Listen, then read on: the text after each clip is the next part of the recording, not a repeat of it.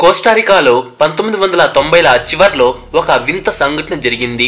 ఒక స్థానిక orange juice company 1000 టన్నుల నిండా నారింజ తొక్కలను పారబోసింది. అది కూడా పూర్తిగా బంజరుగా ఉన్న నేషనల్ పార్క్ లోపల భూమిపై. వినడానికి ఇది పూర్తిగా కాలుష్యంగా అనిపించింది. ప్రజలు చాలా ఫిర్యాదు కూడా చేశారు. చివరకు ఈ విషయంపై కేసు కూడా నమోదైంది. కొద్ది రోజుల తర్వాత ఈ ప్రాజెక్ట్ ఆగిపోయింది. ప్రజలు దాని గురించి మర్చిపోయారు. తర్వాత 16 సంవత్సరాలు ఆ నారింజ తొక్కలతో నిండిన భూమిని ఎవ్వరూ తాకలేదు. కానీ శాస్త్రవేత్తల బృందం అక్కడికి చేరుకున్నప్పుడు వారు చూసిన దృశ్యం వారిని ఆశ్చర్యపరిచింది. అసలు వాళ్ళు ఆ స్థలంలో ఏమి చూశారు, అందరినీ ఆశ్చర్యపరిచేలా అక్కడ ఏం జరిగింది, ఈ రోజు మనం ఈ వీడియోలో క్లియర్ గా తెలుసుకుందాం పదండి. అయితే అంతకంటే ముందు ఈ వీడియోకి ఒక లైక్ చేసి మీ ఫ్రెండ్స్ కు తప్పకుండా షేర్ చేయండి. ఈ కథ చాలా పాతది. వాయువ్య కోస్టారికాలో ఏరియా డి కన్జర్వేషన్ గ్వానాకాస్ట్ అనే ప్రాంతం ఉంది. ఈ నేషనల్ పార్క్ వివిధ రకాల జంతుజాలం, వృక్షజాల ప్రపంచానికి ప్రసిద్ధి చెందింది. కానీ ఆ సమయంలో దానిలోని ప్రతి భాగం ఇంత పచ్చగా అద్భుతంగా లేదు. చాలా సంవత్సరాల క్రితం పార్క్ భూములను పశువుల కోసం మేత భూమిగా మార్చారు. కానీ అధిక మేత కారణంగా గడ్డి అంతరించిపోయింది. మట్టి బలం కూడా తగ్గిపోయి చెట్లు మొక్కలు నెమ్మదిగా మాయమయ్యాయి. చివరకు దాదాపు ఏమి మొలవని ఎండిన గట్టి నేల మాత్రమే అక్కడ మిగిలింది. అలాంటి బంజరు భూమిలో మళ్ళీ అడవిని పెంచడం చాలా ఖరీదైన పని. దీనికి సంవత్సరాల టైం పడుతుంది. పెద్ద స్థాయిలో ఇది దాదాపు అసాధ్యమైన పని. కానీ ఈ పరిస్థితుల మధ్య ఒక ఆశ కూడా ఉంది. ఇద్దరు ప్రసిద్ధ ఎకాలజిస్టులు అక్కడికి చేరుకున్నారు. వారే డాన్సియల్ హెచ్ జెంజెన్ మరియు విన్సీ హాల్వాచ్. వీరు పెన్సిల్వేనియా విశ్వవిద్యాలయానికి చెందిన దంపతులు. ఈ జంట చాలా సంవత్సరాలుగా కోస్టారికా కన్జర్వేషన్ ప్రాజెక్టులకు మార్గనిర్దేశం చేసింది. ఆ నేషనల్ పార్కులను తిరిగి పచ్చగా మార్చడానికి ఆసక్తి చూపింది. కానీ ఈ పని దీర్ఘకాలం కొనసాగాలంటే తక్కువ ఖర్చుతో కూడిన పరిష్కారాలను కనుగొనాలని వారికి తెలుసు. ఆ తర్వాత వారికి ఆ అవకాశం వాటంతట అవే లభించింది. పార్కుకు కొద్ది దూరంలో కొత్త ఆరెంజ్ జ్యూస్ కంపెనీ డెల్వోరో తన పనిని ప్రారంభించింది. మనకు తెలిసినట్లుగా ఆరెంజ్ జ్యూస్ తయారీలో చాలా వ్యర్థాలు ఉత్పత్తి అవుతాయి. ప్రతిరోజు కంపెనీ వేలాది నారింజ పండ్లను ప్రాసెస్ చేస్తుంది. దాని ద్వారా తొక్కల కుప్పలు మిగులుతాయి. ఇప్పుడు కంపెనీకి ఈ వ్యర్థాలను వదిలించుకోవడానికి సులభమైన మార్గం కావాలి. అప్పుడే జెంజన్ మరియు హాల్వాచ్ మనసుల్లో ఒక ఆలోచన వచ్చింది. ఈ వ్యర్థాలను భూమిని తిరిగి బాగు చేయడానికి ఎందుకు ఉపయోగించకూడదు అని. కానీ ఈ ఆలోచన ఒక పెద్ద సమస్యగా మారింది. వారి ఈ నిర్ణయం తర్వాత 1996లో ఒక ఒప్పందం చేసుకున్నారు. 3 హెక్టార్ల బంజర్ భూమిపై తమ వ్యర్థాలను పారబోయడానికి డెల్వోరోకు అనుమతి లభించింది. ఈ ప్రాజెక్టు ఒక రకమైన రాజీ. దీనిలో 2 పక్షాలకు ప్రయోజనం చేకూరాలి. కంపెనీకి తమ వ్యర్థాలను ఖర్చు లేకుండా పారబోసే మార్గం దొరికింది. పార్క్ కు మట్టిని సారవంతం చేయడానికి సేంద్రియ పదార్థం, అదే ఆర్గానిక్ మ్యాటర్ లభిస్తోంది. ఇక జెంజన్ మరియు హాల్వాచ్ కి ఇది ఒక అద్భుతమైన పరిష్కారంలా అనిపించింది. ఖరీదైన ఎరువులు లేదా మొక్కలు నాటడానికి బదులు నారింజ తొక్కలను ఉపయోగించుకోవచ్చు. ఈ తొక్కలు గడ్డిని అణిచివేసి నెమ్మదిగా కుళ్ళిపోయి మట్టికి పోషణ అందిస్తాయని వారు నమ్మారు. ఇక ఇక్కడే మొదలైంది అసలైన ట్విస్ట్. ఈ ప్రయోగం 1996లో ప్రారంభమై 1997 నాటికి పూర్తి స్థాయిలో నడిచింది. డెల్వోరో నారింజ తొక్కలతో నిండిన ట్రక్లను పార్క్ లోకి తీసుకురావడం ప్రారంభించింది.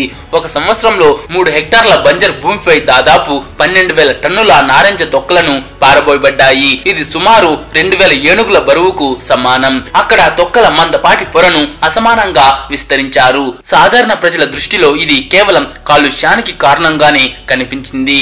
అక్కడ సైన్ బోర్డ్ లేదు, కంచె లేదు, ప్రత్యేక పరికరాలు లేవు. అప్పుడు ఈ వ్యర్థాలు కుళ్ళిపోవడం మొదలై దాని ఘాటైన వాసన గాలిలో వ్యాపించింది. కీటకాలు, ఫంగస్ దాన్ని విచ్ఛిన్నం చేయడం ప్రారంభించాయి. కాబట్టి ఈగలు వెంటనే దాన్ని చుట్టుముట్టాయి. మొదట్లో బృందానికి చాలా ఆశలు ఉండేవి. ఈ డీకంపోజిషన్ సహజంగా జరుగుతుందని, కుళ్ళిపోతున్న ఈ పండ్ల కుప్ప ఒక మెరుగైన దానికి నాంది అని వారు గట్టిగా నమ్మారు. కానీ వాస్తవం వారి అంచనాల కంటే కూడా చాలా పెద్ద దెబ్బ కొట్టింది. కాగితంపై ఈ ఆలోచన చాలా సరిగ్గా అనిపించింది. కానీ నిజ జీవితంలో దీన్ని అమలు చేయడం చాలా పెద్ద సవాలుగా మారింది.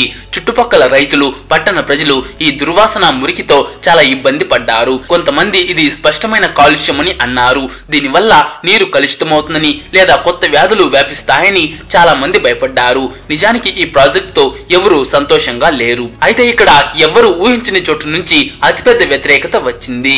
డెల్వోరో యొక్క అతిపెద్ద పోటీ కంపెనీ అయిన టీకో ఫ్రూట్ నేరుగా అధికారులుగా రంగంలోకి దిగింది. వారు కోర్టులో కేసు వేశారు. డెల్వోరో ఒక సంరక్షిత నేషనల్ పార్క్ ను అపరిశుభ్రం చేస్తోందని ఆరోపించారు. అంతేకాకుండా డెల్వోరో జాతీయ నిబంధనలను ఉల్లంఘించిందని కూడా వారు చెప్పారు. ఈ కేసు కేవలం పర్యావరణానికి సంబంధించింది కాదు, అసలైన పోటీ గురించి, అసలు ఆట పోటీ గురించే. డెల్వోరోకు ఉచితంగా వ్యర్థాలను పారవేసే మార్గం లభించింది. పైగా పార్కును మంచిగా చేస్తే దానికి పబ్లిసిటీ కూడా పెరిగిపోతుంది. కానీ టీకో ఫ్రూట్ కు ఇందులో ఎలాంటి ప్రయోజనం లేదు. అందుకే కోర్టులో కేసు వేసింది. ఇక వాతావరణం వేడెక్కింది. మీడియా దృష్టి ఈ మొత్తం విషయంపై నిలిచింది. ఇప్పుడు పర్యావరణ ఏజెన్సీలపై చర్యలు తీసుకోవాలని ఒత్తిడి పెరిగింది. మొదట్లో చిన్న ప్రయోగంగా అనిపించినదే ఇప్పుడు దేశవ్యాప్తంగా కలకలం సృష్టించిన అంశంగా మారింది. ఈ వివాదం ప్రజల దృష్టిని ఆకర్షించింది. ఈ కేసు నేరుగా కోస్టారికా కోర్టుకు చేరింది. చట్టపరమైన పోరాటం వేగంగా పెరిగింది. పరిస్థితి దిగజారుతూ పోయింది. ఇక 1998 నాటికి, అంటే డంపింగ్ ప్రారంభించిన కేవలం 1 సంవత్సరం తర్వాతే కోర్టు నిరసనకారులకు అనుకూలంగా తీర్పు చెప్పి డెల్వోరోకు ప్రాజెక్టును తక్షణమే నిలిపివేయాలని ఆదేశించింది. అంతే, ఇక ఆ ప్రయోగం అక్కడితో ఆగిపోయింది. ఆ తర్వాత ఒక కొత్త తొక్క కూడా అక్కడ వేయలేదు. ఇలా కాలం గడిచిపోయింది. ఆ స్థలం అలానే ఉండిపోయింది. కుళ్ళిపోతున్న వ్యర్థాల కుప్పలు తమకు తాముగా కుళ్ళిపోవడానికి పూర్తిగా ప్రకృతికే వదిలివేయబడ్డాయి. ఆ తర్వాత ఎలాంటి పరిశోధన జరగలేదు. ఆ స్థలాన్ని తనిఖీ చేయడానికి ఎవరు తిరిగి రాలేదు. ఆ ప్రాజెక్టు పై పెద్ద ఆశలు పెట్టుకున్న ఎకాలజిస్టులు కూడా ముందుకు వెళ్లి ఇతర పనుల్లో నిమగ్నమయ్యారు. కోర్టు నిషేధం తర్వాత ఆ స్థలంపై ఎవరు దృష్టి పెట్టలేదు. సంవత్సరాల తరబడి అది ప్రకృతికి అప్పచెప్పబడింది. కానీ ఆ కుళ్ళిపోతున్న పండ్ల కుప్పల కింద ఒక వేరే కథ రాయబడుతోంది. నారింజ తొక్కలు కుళ్ళిపోతున్న కొద్దీ ఎవరు ఊహించిన మార్పుకు అవి నిశ్శబ్దంగా పునాది వేశాయి. పూర్తి 15 సంవత్సరాల కంటే కూడా ఎక్కువ కాలం ఆ స్థలం అలాగే ఉంది. అయితే 2013లో ప్రిన్స్టన్ విశ్వవిద్యాలయం నుంచి వచ్చిన ఒక గ్రాడ్యుయేట్ విద్యార్థి టిమోతీ ట్రూయర్ ఉష్ణమండల అడవులపై, అదే ట్రాపికల్ ఫారెస్ట్లపై పరిశోధన చేస్తున్నాడు. అప్పుడు అతను పాత ప్రాజెక్టులను వెతుకుతున్నప్పుడు అతనికి డాన్సిల్ జెంజెన్ మరియు విన్సీ హాల్వాచ్ రాసిన పాత పత్రం ఒకటి దొరికింది. వీరే ఆ ప్రాజెక్టును ప్రారంభించిన ఎకాలజిస్టులు. ఆ పత్రంలో ఈ ప్రయోగం గురించి తేలికగా ప్రస్తావించారు. ప్రాజెక్ట్ నిలిచిపోయిన తర్వాత ఎవరు ఆ స్థలానికి తిరిగి రాలేదని రాశారు. ఈ చిన్న విషయం ట్రూయర్ దృష్టిని ఆకర్షించింది. అన్ని సంవత్సరాల తర్వాత అక్కడ నిజంగా ఏదైనా ముఖ్యమైన మార్పు జరిగిందా అని అతని మనసులో ప్రశ్న వచ్చింది. అతను అప్పటికి కోస్టారికాలో జెంజన్ మరియు హాల్వచ్లను కలిశాడు. కలిసి ఆ పాత భూమిని వెతకాలని నిర్ణయించుకున్నారు. ఆశ్చర్యకరంగా ఆ స్థలాన్ని కనుగొనడం వారు ఊహించిన దానికంటే కూడా చాలా కష్టం. అసలు గుర్తులు, స్థల చిహ్నాలు ఇప్పుడు లేవు. ఆ ప్రాంతం పూర్తిగా మారిపోయింది. ఎండిపోయిన పాడైన భూమిని ఇప్పుడు గుర్తించడం కష్టమైంది. ఆ స్థలాన్ని కనుగొనడం ఒక సవాలుగా మారింది. కానీ చివరికి వారు వెతుకుతున్నది వారికి దొరికింది. వారు చూసిన దృశ్యం వారిని పూర్తిగా ఆశ్చర్యపరిచింది. ఆ స్థలం ఇప్పుడు కేవలం గడ్డితో కప్పబడి లేదు, పూర్తిగా మారిపోయింది. ఒకప్పుడు ఎండలో కాలిపోయే భూములున్న చోట ఇప్పుడు పొడవైన చెట్లు నిలబడి ఉన్నాయి. భూమి పచ్చగా ఉంది. కీటకాలు రొద చేస్తున్నాయి. పక్షులు ఎగురుతున్నాయి. ఆ దృశ్యం ఏదో సినిమా సెట్ లా ఉంది. మొత్తానికి అడవి పూర్తిగా పెరిగింది. పర్యావరణ వ్యవస్థ తిరిగి వచ్చే శక్తి అద్భుతమైనదిగా ఉంది. నిజమైన మార్పును అర్థం చేసుకోవడానికి టిమోతీ ఒక ఎకాలజికల్ అధ్యయనాన్ని ప్రారంభించాడు. అతను ఇంకా అతని బృందం నారింజ తొక్కలు వేసిన స్థలాన్ని తొక్కలు వేయని సమీప భూమితో పోల్చారు. ఆ రిజల్ట్స్ చూసి వాళ్ళు ఒక్కసారిగా కంగుతిన్నారు. నారింజ తొక్కలు వేసిన ప్రాంతంలో బయోమాస్ అంటే జీవ పదార్థం చాలా ఎక్కువగా ఉంది. సరళంగా చెప్పాలంటే అక్కడ ఎక్కువ చెట్లు, పొదలు మరియు భూమిని కప్పే వృక్ష సంపద ఉంది.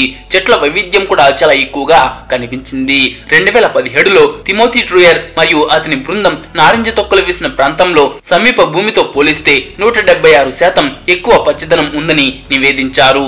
అంటే మొక్కల పెరుగుదల దాదాపు 3 రెట్లు ఎక్కువగా ఉంది. మరియు ఇదంతా నీటి పారుదల లేకుండా, మొక్కలు నాటకుండా, ఎలాంటి సంరక్షణ లేకుండా జరిగింది. పూర్తి 16 సంవత్సరాలలో ఈ స్థలంలో జరిగింది నిజంగా అద్భుతం. వ్యర్థాలు వేసిన స్థలంలోని మట్టి ఇప్పుడు అంతకు ముందు కంటే కూడా చాలా మెరుగ్గా మారింది. సంవత్సరాల తర్వాత కూడా అందులో నత్రజని అంటే నైట్రోజన్, భాస్వరం అంటే ఫాస్ఫరస్, కార్బన్ వంటి పోషకాలు పుష్కలంగా ఉన్నాయి. ఇవి మొక్కల పెరుగుదలకు చాలా అవసరం. కుళ్ళిపోయి ఎరువుగా మారిన తొక్కలు మట్టికి బలాన్ని ఇచ్చాయి. నారింజ తొక్కల వల్ల జరిగిన అత్యంత ఆశ్చర్యకరమైన విషయం ఏంటంటే ఈ వ్యర్థాలు మొత్తం పర్యావరణ వ్యవస్థను పూర్తిగా మార్చాయి. మొదట నారింజ తొక్కల మందపాటి పొర ఒక సహజ అడ్డంకిలా పనిచేసింది. ఆ అడ్డంకి పేలవమైన మట్టిపై వేగంగా ఆధిపత్యంగా పెరిగే అనవసరమైన గడ్డిని సూర్యరశ్మి అందకుండా చేసి అణిచివేసింది. తద్వారా ఆ పనికిరాని గడ్డి యొక్క పోటీ పూర్తిగా తొలగిపోయింది. ఆ తర్వాత ఈ తొక్కలు కుళ్ళిపోయి మట్టికి నత్రజని, కార్బన్ వంటి ముఖ్యమైన పోషకాలను పుష్కలంగా అందించాయి. ఈ పోషకాలు మరియు పోటీ లేకపోవడం వల్ల ఆ ప్రాంతానికి చెందిన స్థానిక జాతుల మొక్కలు మొలకెత్తి పెరగడానికి అద్భుతమైన అవకాశం లభించింది. ఈ కొత్త పచ్చదనం మరియు పెరుగుతున్న చెట్ల వాతావరణం పక్షులు మరియు కీటకాలు, క్షీరదాల వంటి అనేక జీవరాశులను ఆకర్షించింది. ఈ జీవులు తిరిగి ఆ ప్రాంతంలో స్థిరపడటం, విత్తనాలు జల్లడం ద్వారా ఆ విచారంగా నిర్మానుష్యంగా ఉన్న ఆ భూమిని కేవలం 16 సంవత్సరాలలో సమతుల్యమైన సంపూర్ణమైన అడవి లాంటి పర్యావరణ వ్యవస్థగా మార్చేశాయి. సో ఫ్రెండ్స్, చూసారు కదా ఈ వీడియో మీకు నచ్చింటే ఒక లైక్ చేసి మీ ఫ్రెండ్స్ కు తప్పకుండా షేర్ చేయండి.